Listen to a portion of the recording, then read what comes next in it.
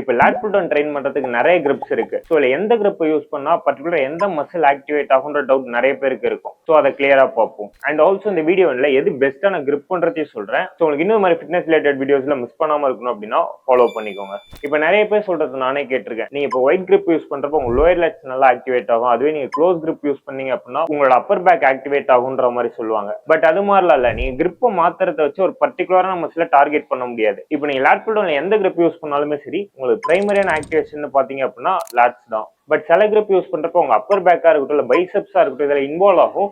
But பிரைமரியான activation பாத்தீங்க அப்படின்னா எப்பயுமே லேட்ஸ் தான். அண்ட் ஆல்சோ இப்ப சில பேர் லேட் புல் டவுன் போடுறப்போ ரொம்ப சாஞ்சிட்டு போடுவாங்க. அது மாதிரி ட்ரெயின் பண்றப்போ அவங்களுக்கு அப்பர் பேக் தான் ஆக்டிவேட் ஆகுமே தவிர லேட்ஸ்ன்றது ரொம்ப கம்மியா தான் ஆக்டிவேட் ஆகும். ஸோ லேட் புல் டவுன்ல அந்த மிஸ்டேக் பண்ணாதீங்க. அண்ட் ஆல்சோ லேட் புல் டவுனுக்கு எது பெஸ்ட் கிரிப்னு கேட்டீங்க அப்படின்னா என்னோட ஃபேவரட்னு பாத்தீங்கன்னா pronated grip and neutral grip. So இதுல நான் ட்ரெயின் பண்றப்ப எனக்கு ப்ராக்ரஸ் பண்றதா இருக்கட்டும் இல்ல லேட் நல்லா ஃபீல் பண்ணி ட்ரெயின் பண்றதா இருக்கட்டும் ரெண்டுமே ஈஸியா இருக்கும். இது மாதிரி இப்ப நீங்களும் நிறைய கிரிப்ஸை ட்ரெயின் பண்ணி பாருங்க. ஸோ உங்களுக்கு எது ப்ராப்பரா சூட் ஆகுதுன்றது உங்களுக்கே தெரியும். அண்ட் ஆல்சோ நீங்க லேட் புல் டவுன் பண்றப்போ உங்களோட ஃபேவரட்டான கிரிப்ன்றதை கமெண்ட்ல சொல்லுங்க.